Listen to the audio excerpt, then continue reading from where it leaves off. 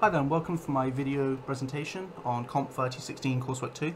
I'm Adam Parkin and I'll be taking you through my project and maybe helping you understand how my prototype works, software engineering issues and trade-offs that I've made for performance and good gameplay, and just a brief evaluation of what I feel like I've achieved and how I feel about this project overall.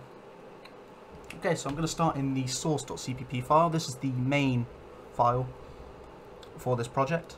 And I've got all the standard headers for GLM, glue, GLFW, and I'm including my shaders, textures, and my controls headers there for the CPP files. I'm using a 4.3 window just to be compatible with maybe older systems and more initializing here. I'm capturing escape presses. This is especially useful since I'm hiding the mouse and setting its position to the center of the screen. So just to close the program easily, I thought capturing escape presses would be very nice to do, and it did. It made testing it a lot easier. So I've set the background color to just a very deep dark grey, not quite true black because it is 0.2, but it captures the feeling of emptiness and space quite well, I thought. So I'm setting up the IDs here, and I've got the cube and the UV coordinates for each vertex of the cube. I'm also setting up my buffers, and I'm setting up the offset and position. This is used for moving the cube vertices using matrix multiplication. So in the rendering loop, the draw sequence, I first of all clear the screen from the previous frame. This might have been able to be done down here, but I started writing it here and haven't tested it down there. I'm computing the MVP matrix, which is all of these get projection, get compute matrices are from controls, because controls modifies the camera a lot, so I'll be covering that in just a second. Blank identity matrix for the models, and then translating the model matrix by the position plus equals the offset, so just moving it by this each time, essentially, each frame. And then I'm binding the textures, the vertices and the UVs, and looping. And then once escape is pressed, doing a bit of cleanup to avoid memory leaks, and terminating the program. So I'll take you through the controls CPP right now. So I'm including more stuff, and I've got some getters for the view matrix and the projection matrix that you saw in the draw loop in main, or in the source.cpp rather. I've set the position for the camera to start at 5 or 0.05 vector 3, just to make sure it doesn't spawn inside the cube, because the cube faces aren't rendered inside the cube for optimization. So it confused me quite a bit at first when I spawned inside, and it didn't seem like anything was happening because it was just a blank screen, until I set the position of the camera away from the cube so I could see it moving towards me rather than spawning inside and thinking nothing's happening. I've got the speed of the camera moving and the sensitivity of the mouse set here in variables. Ideally I'd put this in some kind of options menu, or the options menu would change this value, and that would be quite ideal and quite up to date with modern games.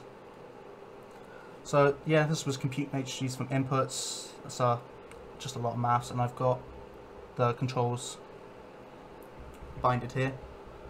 So position plus and minus for back and forward, and plussing the right for going right and minusing the right for going left. Pretty simple. And then I'll take you through the textures.cpp, and for this I have both a load BMP or bitmap and a load DDS.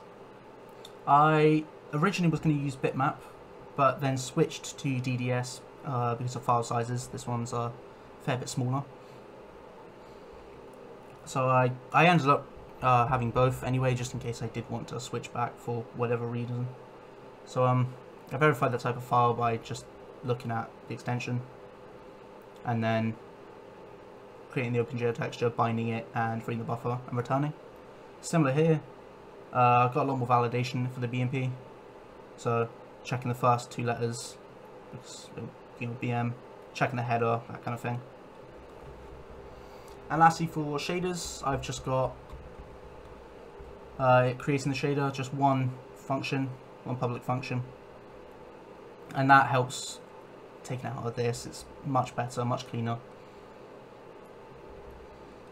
So reading the shader code and reading the fragment shader code from the file, and then compiling and checking each for the vertex, for the fragment, and then linking it to the program. And here I've got shaders complete.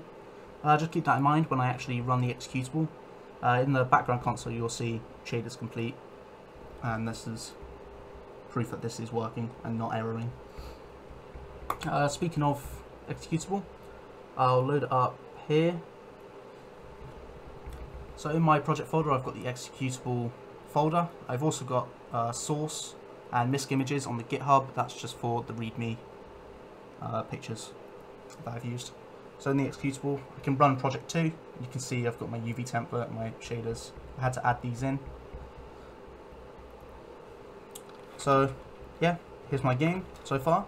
I've got the movements down really smoothly, and the asteroid is looking very well textured. I did get this texture off a website that I've put in my report if you want to check it out. And yeah, as you can see, if I move inside the cube you can't see anything, which is where you originally spawn. And I think that's quite nice. And if you just check the console behind this window, you'll see shaders complete just there. You might need to step through the video to see that. But one thing I'd change if I was to do this again, using this model matrix means that I'm moving everything in the scene together by this. If I was to do this differently, I'd just make it so only that asteroid was moved, or make it different values for each asteroid. And yeah, that's pretty much it. If I was to give a brief evaluation of what I've achieved a convincing feeling of space and the loneliness and the vast expanse that is it. With just the cube and the camera, it's... hang on, if I load it up again. It makes the world feel both really small because there's only one moving object, also extremely big because you can't see the world edges. It's just you and this cube. And I think that really captures space quite well.